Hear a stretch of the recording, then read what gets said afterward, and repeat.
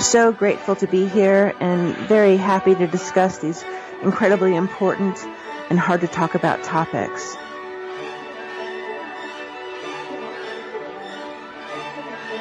He has an incredible backbone and staggering moral fiber. Howie is totally committed, completely ethical, totally admirable. No pressure if you can hear this, but honestly, Howie's a hero to me.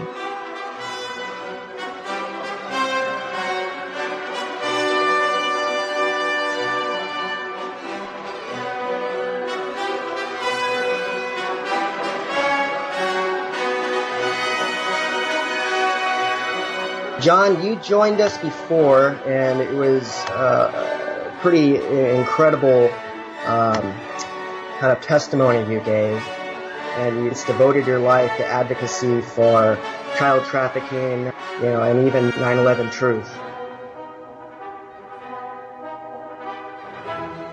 Maybe you could explain to us, in the last decade, what do you think the most challenging parts of coming alive on some of these issues have been? Probably the hardest thing, and it continues, is just realizing that pretty much everything that I was told and taught since I was in grade school is probably not true.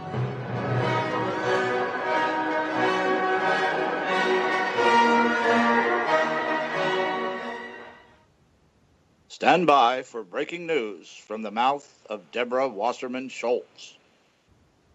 Not only I believe that I did the right thing, and I would do it again. Because, as I said at the beginning of this conversation, there are times when you can't be afraid to stand alone, and you have to stand up for what's right. And, even in the face, there are times you have to spend political capital to do what's right. Like I said, the easier thing to do for me would have been to just fire him. Obviously, I was the person who's had the most political challenges in the last year, so it would have been much easier for me to just cut him loose and say, I'm going to look out for my best interests rather than stand up for what I believe in. But I have to be able to look at myself in the mirror every day. And if there's one thing I'm going to make sure that I maintain is my integrity. Integrity. Oh my God. OMG. How are you, John?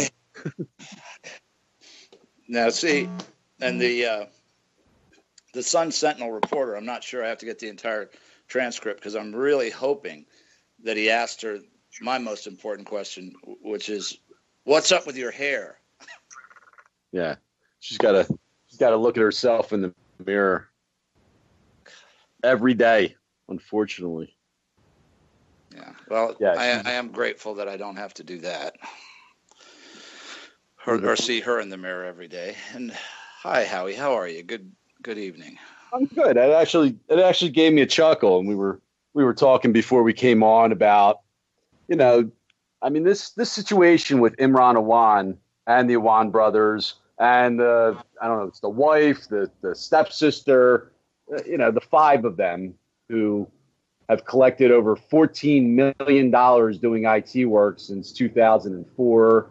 And probably $4 million since 2010. Worked for dozens of Congress people. We don't even know their IT credentials at this point, because if Imran Awan was working with her since 2004 for 13 years and he's 37, that means he jumped in at 24 years old. Okay, making $160,000 a year. And then now you got like five of them making $160,000, $140,000 a year. But we were talking about that. The situation is just awful. It's just awful. But these people are so sick in the head. Because if it were me, I'd be like, oh man, what the hell am I going to say here? Like, what possibly could I say to make this? Yeah, we were breaking this down a little bit, and again, we're talking about Seth Rich and DNC and corruption because and we'll get to that later. It's without that, the networks do not exist, the rat lines don't exist, and children do not get trafficked. But let's break down what she said, because I was very interested in the part where she says she had to do the right thing. And breaking that down, I can see, okay, he gets fired 6 months ago by, I think, every member of Congress that he worked for, basically blackballed. So everyone. So to do the right thing there, I guess she felt like he was fired without a trial or something. I guess maybe that's what she's talking about. So, okay, say that's true. Well, let's give, and I really hate to do this, but I'll give her the benefit of the doubt. Say that part's true. So 6 months later, they catch him trying to leave the country, and he gets arrested, okay?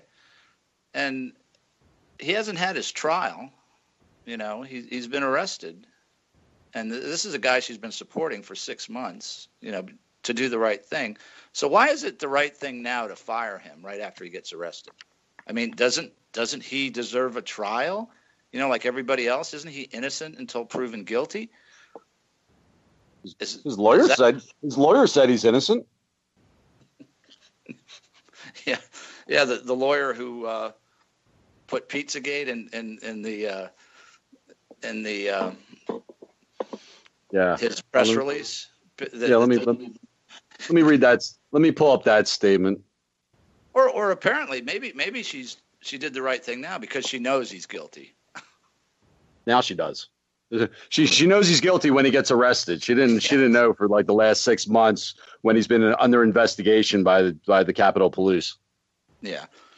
And while you're looking for that, let's make this very clear. This is not a bank fraud case, okay? No. Thank you. Though a large bank fraud did occur, and it wasn't about 160,000, whatever figure that the NBC gave. You have figures between the whole that whole family. We're looking at millions of dollars, and that's just the bank fraud. But I hope people understand. They were being. That's how they were paying them for their spying. Okay. You don't get access to the Congressional Credit Union that basically is just throwing money in your pockets without a reason. And the reason they were doing that is because the $160,000 that was on the books that they were getting paid per year, which is higher than any other person on Capitol Hill that's an IT person, wasn't enough. They were doing such dirt that they had to give them millions more to ensure that they continued to be good criminals. But the underlying thing through all this, I'm going to say the word thing, is that he's a Muslim. He's a Muslim, and this is just another attack on Muslims. Maybe that's what she was talking about. She kept That's why she had to do the right thing and stand up once again. Because I don't even care. I know he's from Pakistan, and Pakistan's not exactly our closest ally, but I'm sure there's great people from Pakistan, and I have nothing against Muslim, but they're the ones bringing. No one's bringing up his, but that's the only thing they can stand on. Yeah, let me, and the guy who shot Gandhi went to jail, right? All right, let me read the statement from his lawyer. Washington, D.C. The attacks on Mr. Awan and his family began as part of the frenzy of anti-Muslim bigotry in the literal heart of our democracy, the House of Representatives. For months, we have utterly unsupported, outlandish and slanderous statements targeting Mr. Awan, coming not just from the ultra right-wing Pizzagate media. That's George Webb. But also from sitting members of Congress. Everybody's out to get this guy. Everyone. Now we have including the Democrats that fired him. Yes, right. We have the Justice. I'm not sure, Howie, but if you're working in a government job, I think they can't fire you from. It's it's midnight where I am. but they can't fire you for rumors.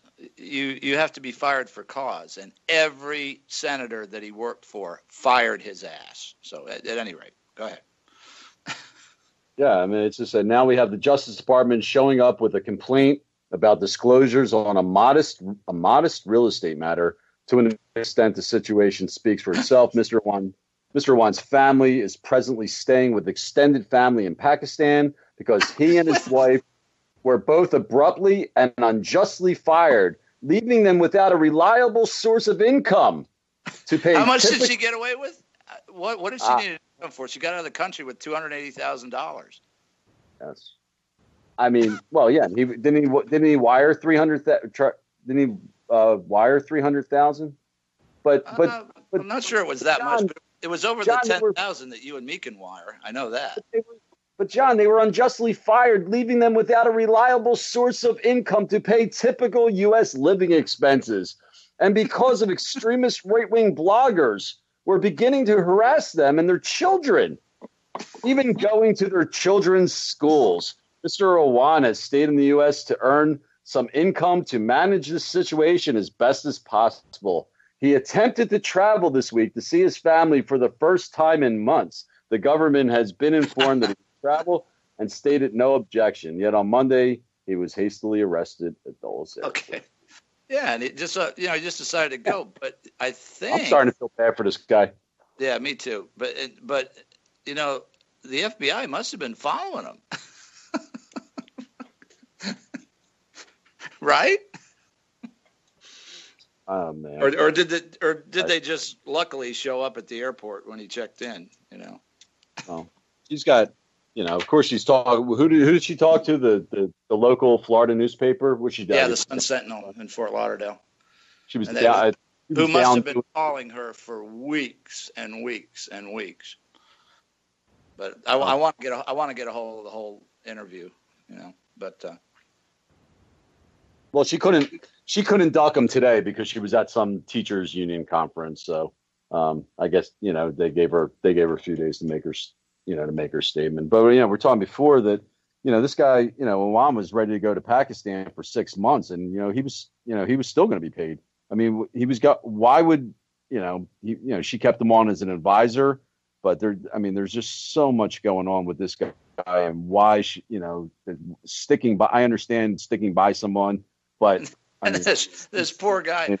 How does all his shit end up in pieces? I mean, okay, say he's a bad IT guy, you're fired.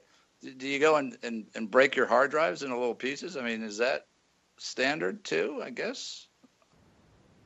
Well, I want to know. I mean, I want to go back to the very beginning and find out where this guy came from. 24 years old. Well, George Webb has researched that extensively, and okay. They are a elite family in Pakistan. They run right up through. It's called the Pakistani 111th, which is a intelligence unit in the Pakistani armed forces that was trained by MI6, British intelligence. So they are spooks from one end to the other. The whole family of spooks.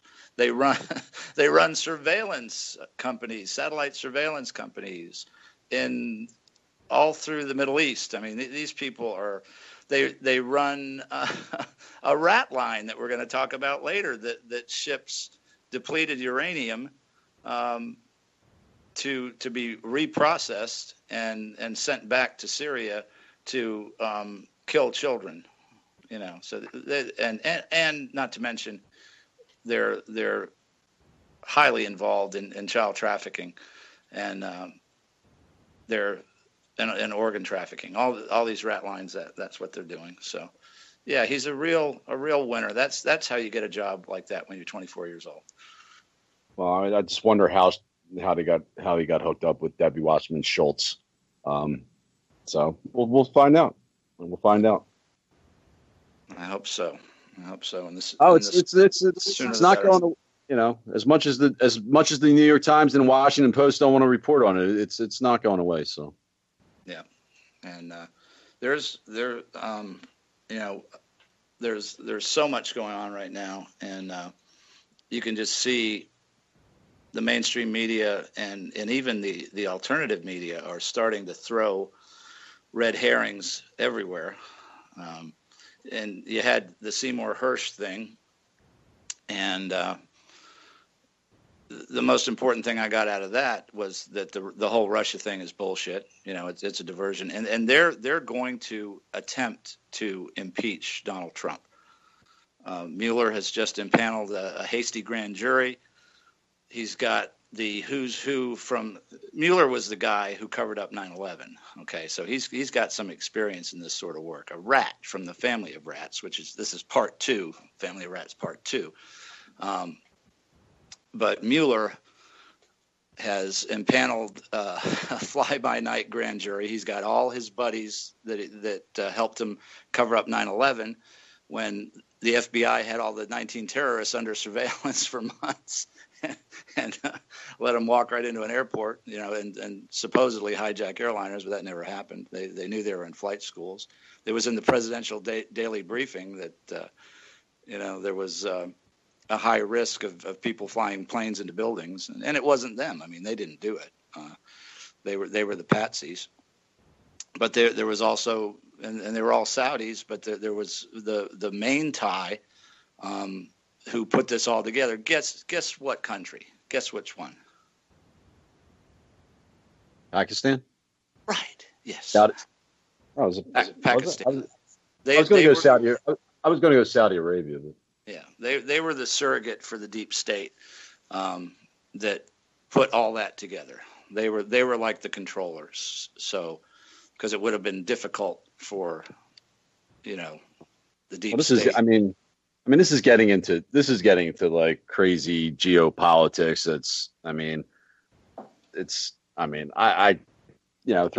This stuff is like way too complicated for my small brain.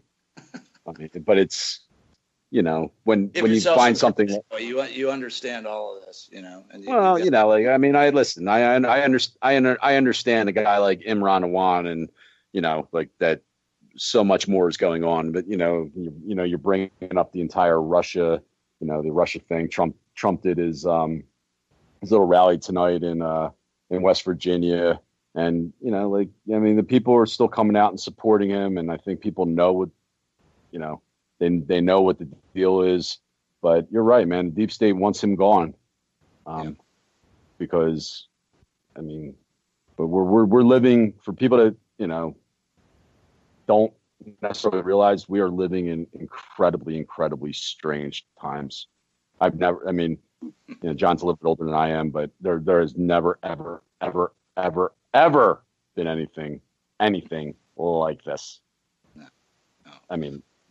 And other than the Kennedy assassination and Robert Kennedy and Martin Luther King, but people were so shell shocked and even more innocent at that time that. Right, but that was contained. That was a one-time event. This thing is like sprouting off into like hundreds of directions, and it's so difficult to like. Yeah, it's an octopus. Yeah, really, absolutely. And with the information you can get now, companies that you never heard of, NGOs you never heard of, think tanks you never heard of, and people are coming out of the woodwork, and everybody. I'm like, what? Wow! Like, you said drain the swamp, but it's a sewer. Yeah, and I hope people are getting and I posted it last week, and I'll post it again.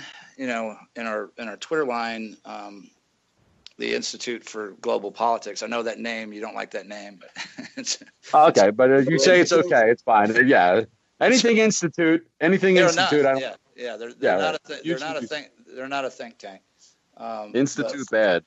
One journalist, and I believe it's in Holland, has put together this website, and it just people need to realize that they're living in a charade, because the same money that finances the right finances the left, and they have all those NGOs you were talking about, and there's a list of about, I think a couple hundred, and they show you the politicians that are involved with them, and that you have the left-wing side, and they show who finances them, and then they have the right wing side, and it shows who finances them, and it's all basically Rockefeller,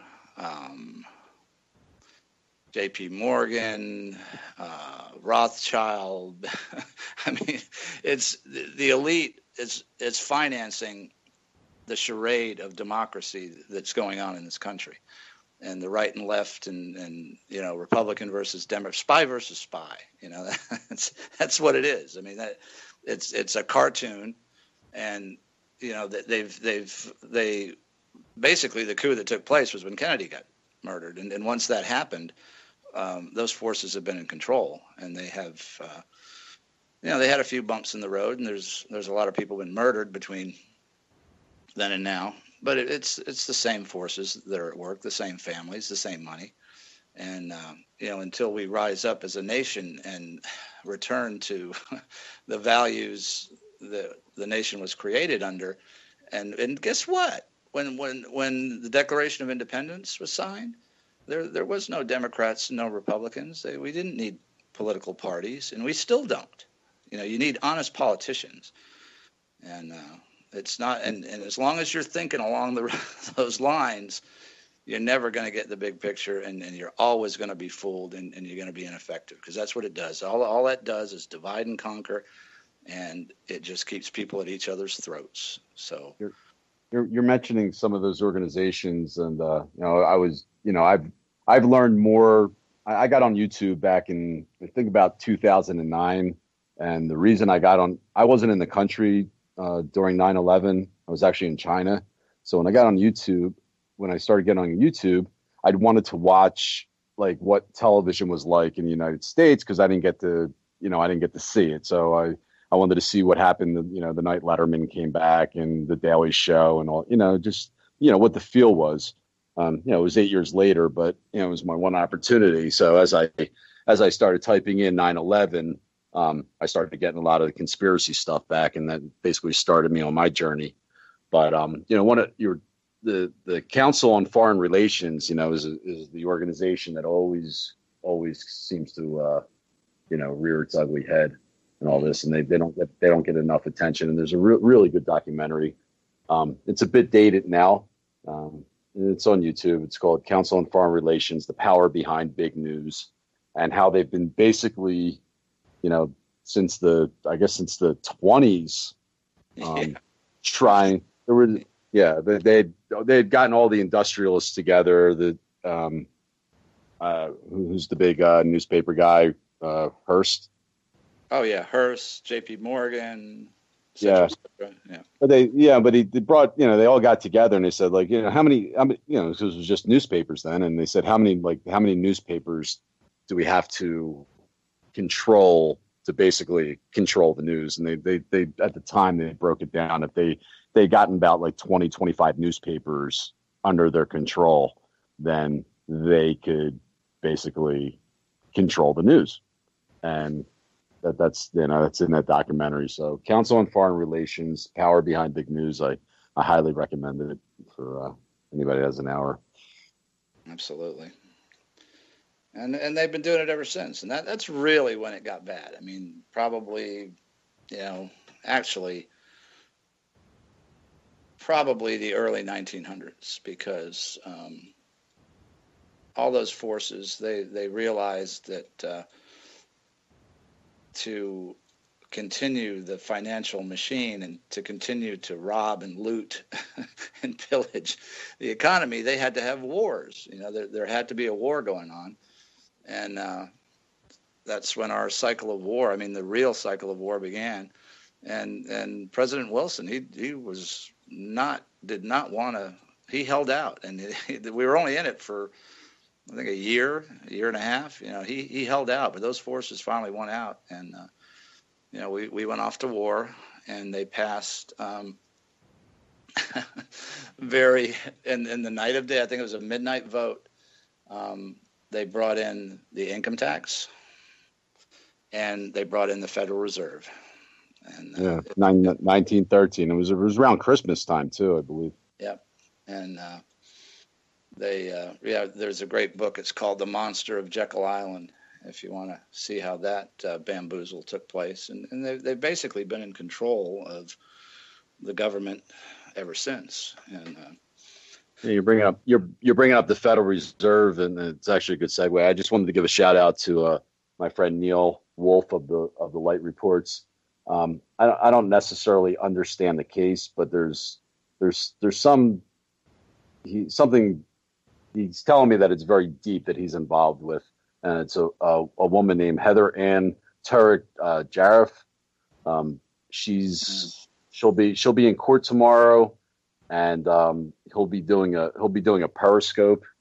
Well, someone will be doing a Periscope live outside the courtroom. He was on YouTube tonight with Titus Frost, and it's financially connected, and I don't know the particular details, but it may be something that people want to check out. And he was imploring me to come down to DC for it, and I said, well, I'm not going to come down, but if something breaks, because he really thinks something big is going to break tomorrow, I'll get on a bus or something. So I just want to give my best wishes out to Neil.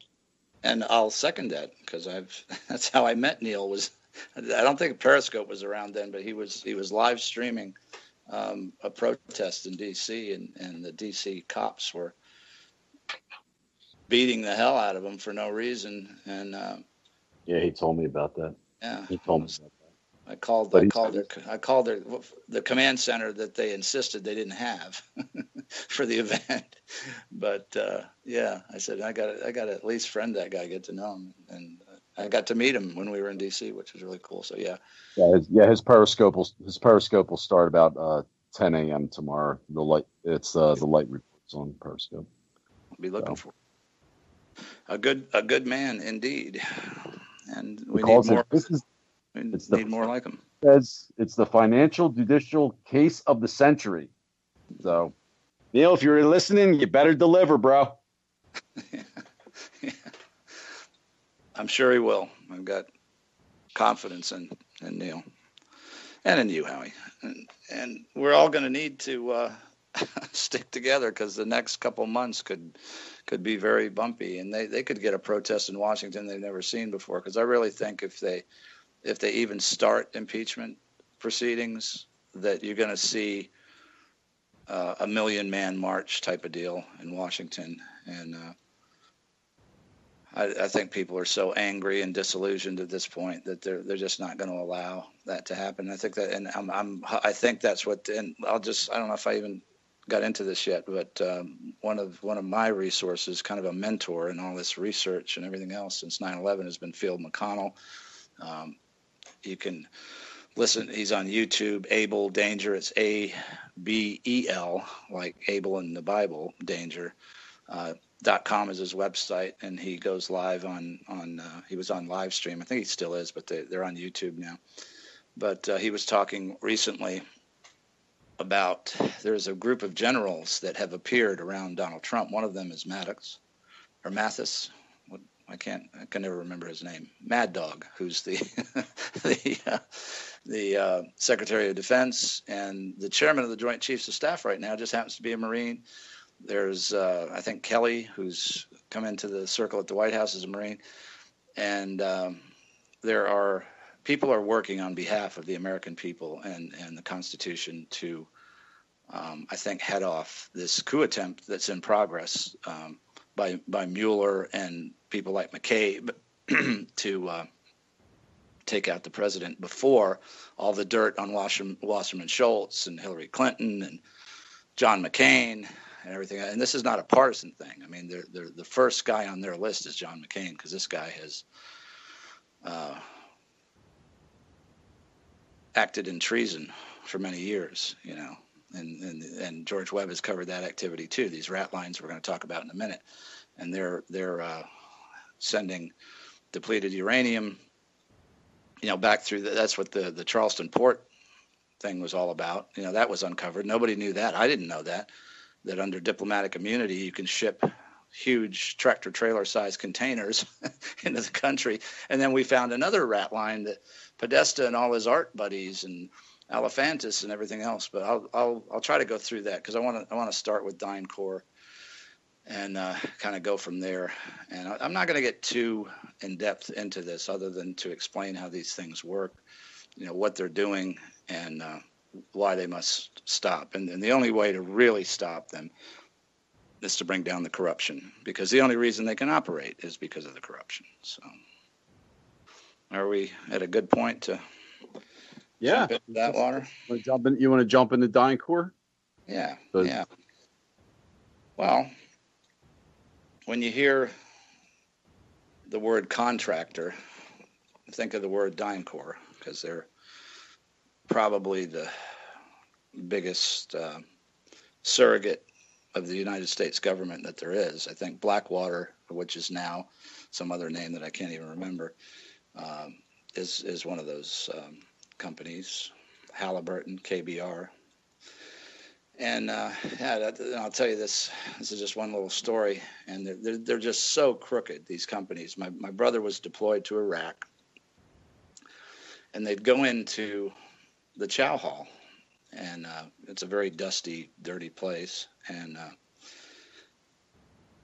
they would get their dinner on a plate, and then there would be a plate covering that plate to keep the dust off.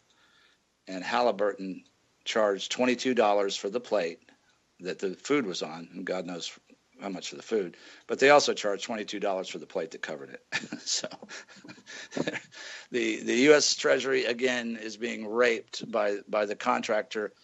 That the only reason they're there is because the military said, well, we can't afford a military that big. We can't do all these jobs, so we'll have to bring in Halliburton, KBR, and all these other companies, not to mention to rape the oil resources in the country and everything else. But what they've also been doing is raping children, and probably one of the biggest persons that has exposed this is Cynthia McKinney. And I would encourage you to go on YouTube and search Cynthia McKinney grills Donald Rumsfeld. And it's actually in this article. I'm going to be putting these links in our Twitter feed, but.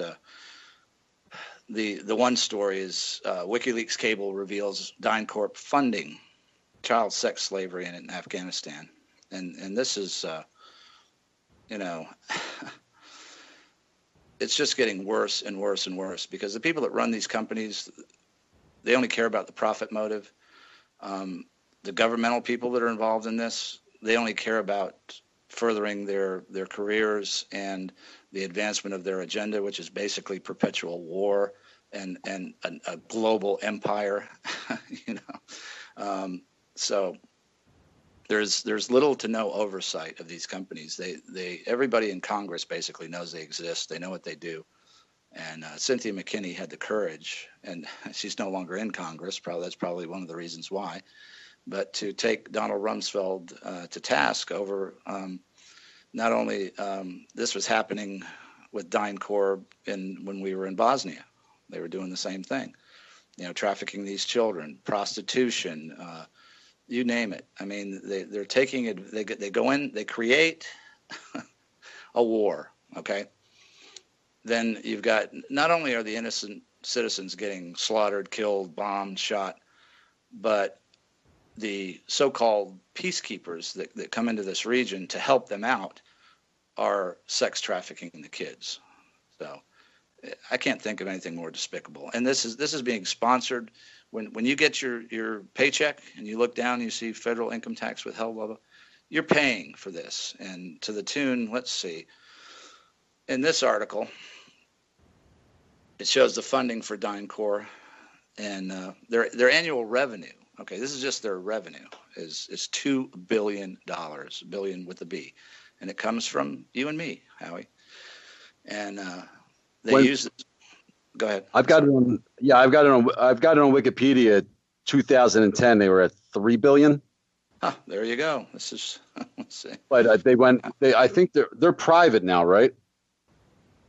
Actually, that's what I was going to do while I was doing this was look okay, yeah. They were public for a while, and then jeez. In 2010, and to be acquired by Cerberus Capital Management. Well, let me see here. Hold on. Cerberus. I'm trying to see if they're. I'm getting it right off Wikipedia. Yeah, they've got their New York Stock Exchange symbol is DCP. So and I don't know if they're still on, but they were also apparently did an IPO on NASDAQ and also the same symbol, DCP. Okay, well, I thought that's why they only had the numbers from 2010 because those are the last public. Yeah, and I that would be just like them because to be a public company, they're under too much scrutiny. Let's see. Sure. But $3 billion, and it's a nice sized company. Yeah, and all you can see here, you can't. Yeah, 2010 acquires.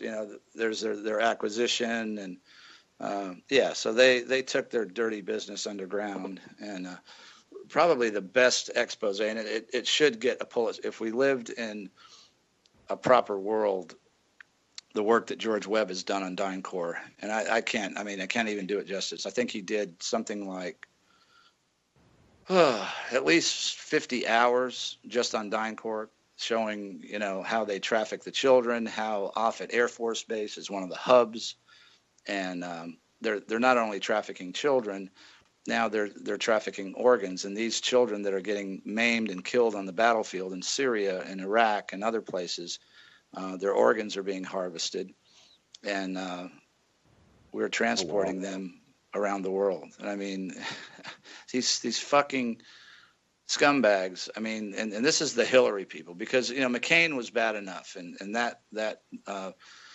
forget who was explaining that today, but there was I think it was George Webb. There was two factions, and they had to.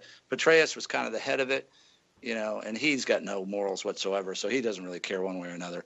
But it was McCain and Richard Lugar were the two Republicans that were in on the dirty deals. Okay, the Senate Arms Committee, and really which is just as eventually it's just as bad. But McCain wanted the oil and the arms. I mean, he was real comfortable with that, and not so comfortable with the child trafficking. But the Hillary Clinton side.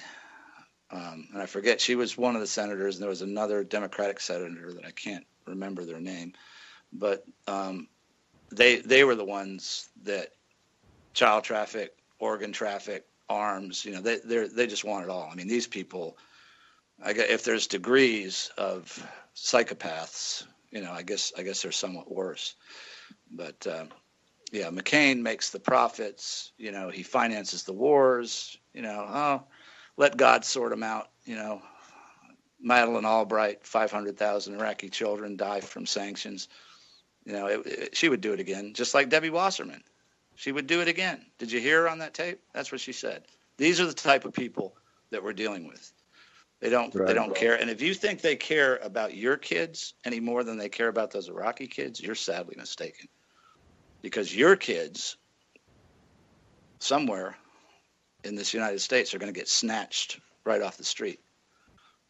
And that's what they're facing. They're facing satanic ritual abuse, prostitution, child rape, and then eventually murder. And they harvest their organs, Howie. I mean, that's, it's just beyond diabolical. I can't. Yeah. I mean, just to reemphasize that point, I think it was in 2012 they asked Madeleine Albright about 500,000 dead Iraqi children, from the war, and looks like it was Leslie Stahl asked her, was it worth it? And Madeleine Albright said yes, it was worth it. 500,000. It was worth it to go into Iraq for weapons of mass destruction that obviously did not exist. It was a complete and utter total lie. But it was to them it was worth 500,000. I mean, you think about like one family like losing a child, and then you think about 500. I mean, it's incomprehensible. And we would look at, how do you think the Iraqis people feel about us? I mean, maybe not about you or I. No wonder. But, they're willing to strap dynamite to themselves, and that's how they feel about us. You can't. Yeah, we have supposed terror events in the United States that kill 5 people, 3 people, maybe 11, and we lose our collective minds. Mm-hmm. 11, over 3 people, 500,000 children. This shit has to stop. Yeah. I wanted to read something. I wanted to read something about DynCorp from Wikipedia, because I think, along with the rat lines, it's the agencies and corporations are basically the governmental agencies and corporations. It always seem like a revolving door, whether it's the Food and Drug Administration. So somebody will sit on the Food and Drug Administration, then as soon as they leave, they go get they're either president or vice president of a drug company, which I believe Donald Rumsfeld, he did that a few times before while he was in between his gigs as Secretary of Defense. But this guy, his name was Michael Thibault. In December of 2011, Thibault, former chairman, co-chairman, and commissioner of the Commission on Wartime Contracting in Iraq and Afghanistan. Didn't know there was such a thing. It's the CWC. The Commission on Wartime Contracting used to be that. As vice president of government finance and compliance, Thibault worked for many years as the Defense Contract Audit Agency, the DCAA, serving as deputy director from 1994 until 2005. So this guy, he's on these government commissions, and then DynCorp hires him 2011. And in 2011, DynCorp set a company record with 12,300 new hires, bringing the total number of employees to 27,000. So they bring a government guy in, and all of a sudden they can double they get bought out, and then they can double their employees. This is what goes on. This is the swamp. And it's not just in defense. I mean, it's in every agency, every corporation. But I guess really what it comes down to is that these corporations are have been running the country for way too long. Yeah, and it goes back for decades. And what I found out recently that I didn't know, the cocaine smuggling operation that Mike Rupert, LAPD, uncovered, that basically started the crack epidemic in the United States. Thank you, CIA. Thank you for that. The airport in Mena, Arkansas, where Bill Clinton was governor, and 2 boys were murdered along the railroad tracks that saw an airdrop. That was the backup, Howie. That was the backup rat line. And the real rat line was DynCorp, Offutt Air Force Base, and they use military bases. These are military contractors. They have military clearance. Nobody checks what planes come in, what goes, what leaves, and that's another part of these rat lines. Oh, we have an opiate epidemic. You know why we have an opiate epidemic? Because they flooded narcotics. It's guys in Toyota pickup trucks in Afghanistan stopped the poppy growing. Okay, guys with 1960s Soviet arms running around in beat up Toyota pickup trucks in Afghanistan. There was no poppies going. The year after we invaded, and it's one of the worst pictures I've ever seen, and the soldier knows it. It's one of our Rangers, and he's standing in a field of poppies, and he knows why they're there. They're guarding that poppy field. Well, they said, the Taliban. All of a sudden, pure heroin all over the United States. Okay, and can't do the math. Why do we have an opiate epidemic? So they hook everybody on pure heroin. Okay, then they've also got the OxyContin thing going on at this time. That's the other side of it. That's the so-called legal side. So they're addicting everybody and their brother to opiates. And now they get the bright idea that they're going to, and this is the Pakistani rat line. This is the one the A1 brothers were involved with, Pakistani military intelligence and the 111th of the Pakistani army. Their rat line, they have, and it's like you go to get a cancer medication in the United States. It costs $32,000. You get the same medicine in Pakistan or India for $800.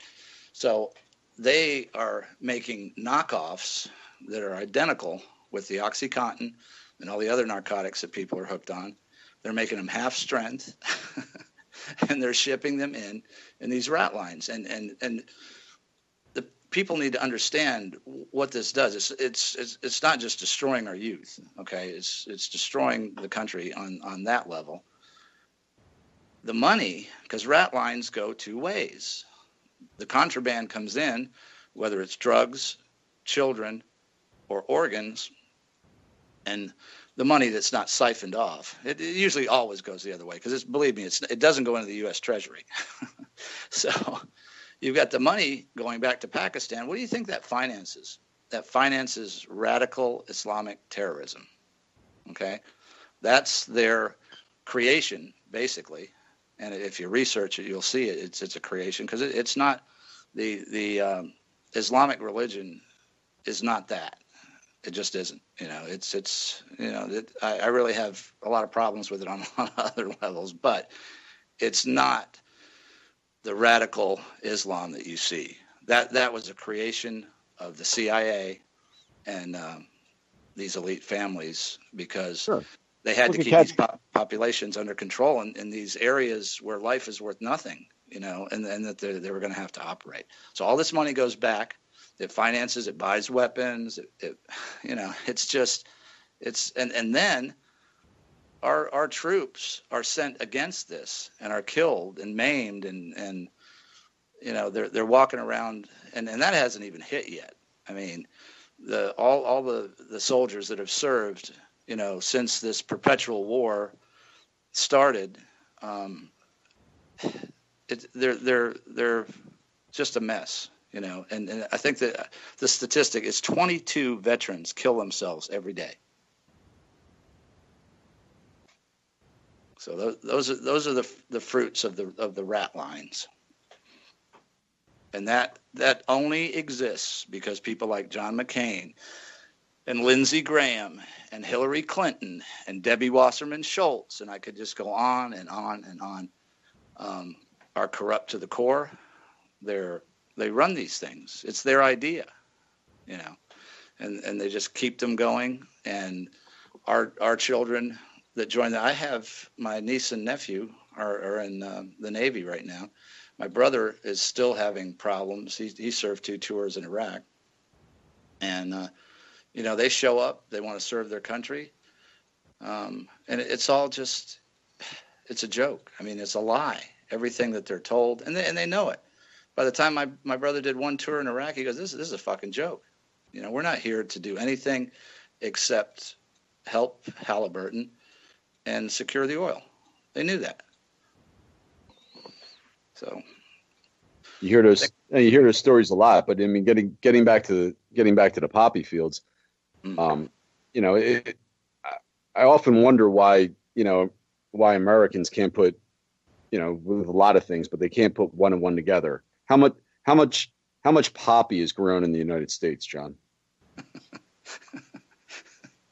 None. 0? Yeah, I think it's 0. Fucking 0. How much cocoa is grown in the United States? Yeah. 0. And we have all this technology, and we have all these people guarding the ports and the airports and this and that. How much, I don't know how much, actually comes in, but none of it starts here. Everything comes in. Okay? Yep. And, we go into Afghanistan. I mean, the way I understood it is that the Taliban was trying to destroy the poppy fields. And somebody didn't like that so much, so we had to make sure we went in there to protect those things. They didn't try. Yeah. They did it.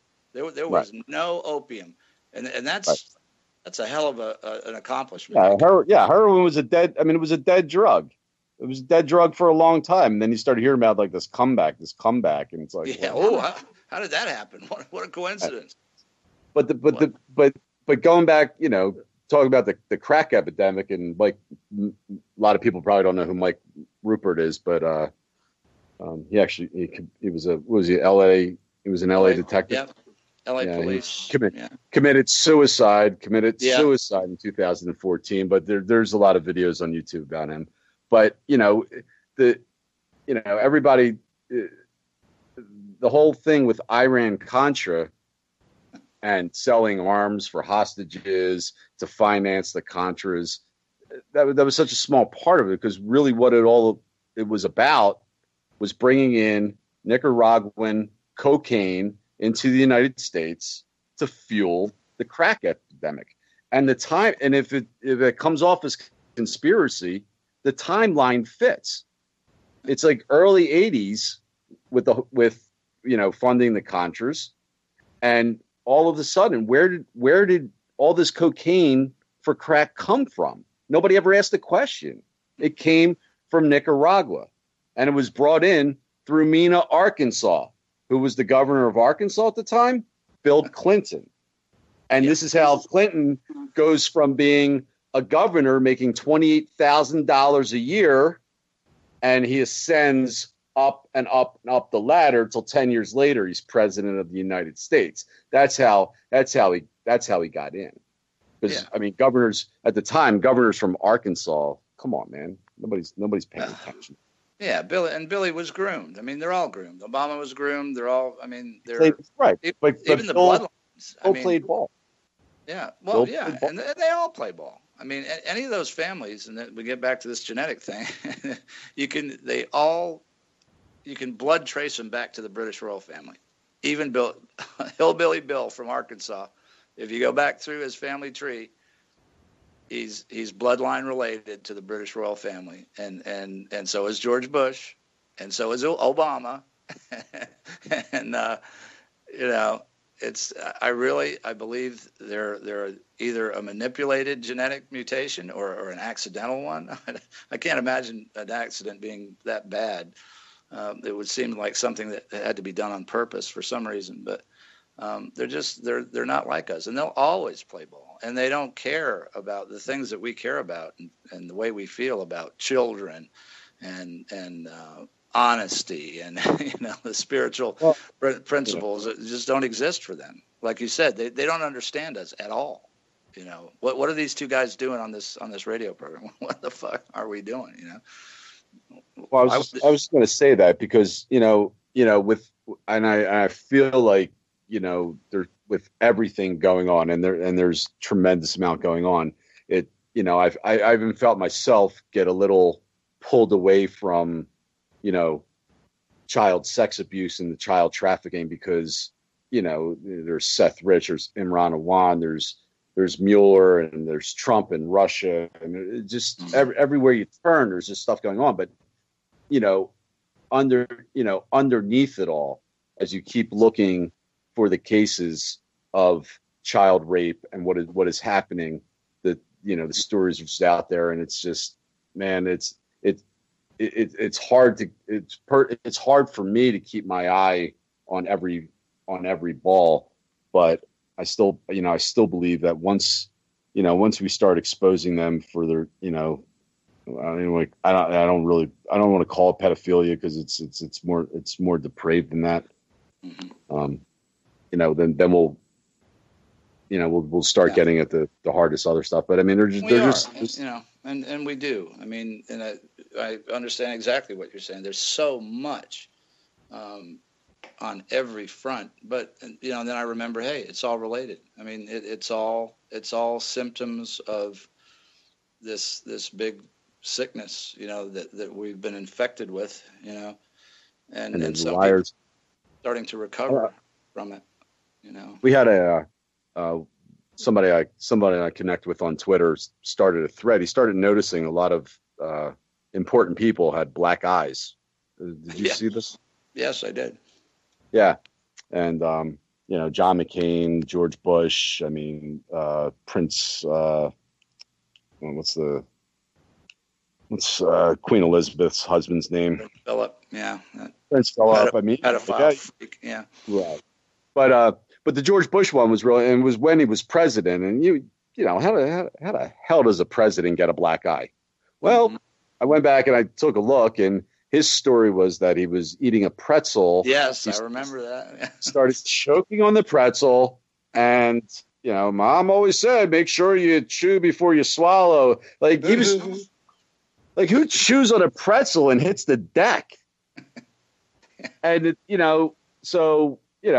was he hit? I mean, was it something? I mean, listen, if you saw the thread, I mean, it's a lot of people with a lot of black eyes, and it's like, and then we were saying, like, do you know anybody? I don't even know anybody that's had a black eye, and of course, I put up a picture of myself after getting attacked. But yes, you don't run with them, Howie. You don't run with those. Yeah, I just like you just got a fucking black eye because somebody hit you with a fucking bottle. But yeah, I'm sure that's But the choking on the pretzel, it's just man. I remember when he told that story, I was like, well, God, what a shame he didn't choke to death. That would have been beautiful. Right.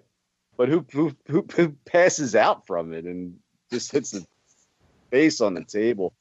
There's a lot of strange stuff going on, man, and it's at times it's really over. It can be. Yeah, I got overwhelmed today, and hopefully we're gonna. And I don't even want to do this. I don't even want to do this show. But Honeybee has, and a definite shout out to her, and V and everybody that contributes, just about every day to what we do. And but this is just for me above and beyond, the pale of depravity. I just, I guess I fool myself. I think, well, you're really not going to uncover anything worse than what you already know. And to me, this is much worse, and it has to do with subliminally indoctrinating our children through videos and basically mind control techniques. And it's definitely, I mean, it's right there. And I think it's Dr. Reisman. We're going to talk about her work because she's investigated it extensively. I think she works with Craig Sawyer, is working with her now. Well, and, I just wanted to throw this in because we'll get to that next week. But I had a good idea because and I just popped into my head, and I think it's a good idea that we should make a specific hashtag on Twitter and tweet nothing but stories of child sex abuse, child trafficking, child rape. Okay? One hashtag, nobody comments, nobody does anything, you just post the stories. So now you have this reference area. And so we need to think of a hashtag, and then people, because it's hard for everyone to get a story. There was just one in Philadelphia of a daycare operator, raped 2 5-year-olds. That just happened like 2 days ago. So we just go to your local papers and your neck of the woods, whatever you find, and just keep popping these stories. And then you'll have an entire hashtag of CSA stories. And people right. Because we have all the, stories are, cases. I mean, what better evidence? And when you have them all in one spot, you say, I knew the music was going to get you. I know. I mentioned it. I love you, bro. All right, man. We'll see you Tuesday. Thanks for watching, everybody.